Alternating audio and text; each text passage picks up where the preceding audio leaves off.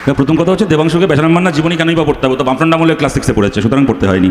যাক, আমি দ্বিতীয় কথা বলছি, যেটা শীর্ষা বললেন যে আমাদের মধ্যে কেন মতের অমিল আছে ইত্যাদি ইত্যাদি। মতের অমিলটাকে যত খারাপভাবে দেখছেন শীর্ষা, যেখানে নাগরিকদের মধ্যে কোনো মতের অমিল নেই সেটাকে দেশ বলে না, তাসের দেশ বলে। আমাদের মধ্যে মতের অমিল আছে, তা সত্ত্বেও আমরা একসঙ্গে বসবাস করি, তার মানে আমরা একটা প্রাণবন্ত দেশ। দ্বিতীয় কথা হচ্ছে চন্দ্রিলদা যেটা বললেন, কি বিশ্বনাথ স্যার যেটা বললেন, বিশ্বনাথ স্যার একদম ভুল কথা বললেন। চায়না ভারতকে না, ভারত চায়নাকে আক্রমণ করেছে, এটা কখনো সিপিএম সিপিআই আলাদা হওয়ার মূল কারণ ছিল না। যাই হোক, কিন্তু যেটা বলছি মানে বিশ্বনাথ স্যার বা চন্দ্রিলদা যেটা বললেন, এটা একদম টিপিক্যাল সাউথ ক্যালকাটা বুদ্ধিজীবীদের স্বভাব। তা হচ্ছে সমস্যাকে নিয়ে দারুণ রসি রসি আলোচনা করবে, কিন্তু কোনো সমাধান দেখাতে পারবে না। তাহলে দলীয় গণতন্ত্রের বিকল্পটা কি? পুরনো রাজতন্ত্র। ইনফ্যাক্ট দলীয় গণতন্ত্রের সমালোচনা করে যে কথাগুলো ওনারাই বললেন, যে Indira is India, India is Indira, কি মমতা ব্যানার্জি মানেই পশ্চিমবাংলা, কি মোদি মানেই ভারত, এগুলো কিন্তু এক অর্থে ব্যক্তিতন্ত্র, যা কিনা রাজতন্ত্রেরই আর একটা ফর্ম।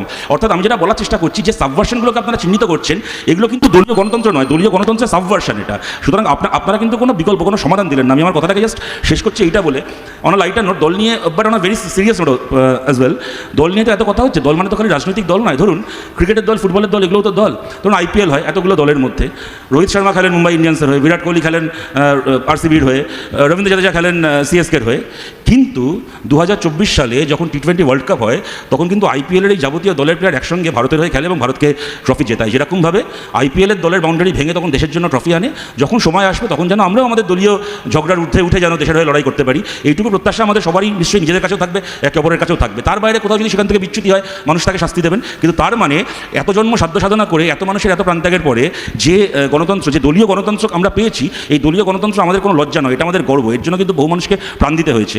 রাজতন্ত্রকে টপল করে, ব্রিটিশ সাম্রাজ্যবাদকে টপল করে এই দলীয় গণতন্ত্র আনতে হয়েছে। এগুলো কিন্তু লেক ক্লাবের ডিবেট থেকে জন্মায়নি। সুতরাং মানে এই দক্ষিণ কলকাতা বুদ্ধিজীবী মার্কা, মানে কি বলবো, এই চটকদারি কথাবার্তা আমরা বলতে পারি, কিন্তু at the end of the day এই যাবতীয় সমালোচনা সত্ত্বেও দলীয় গণতন্ত্র আমাদের একটা অর্জন, যেটাকে কিনা রক্ষা করতে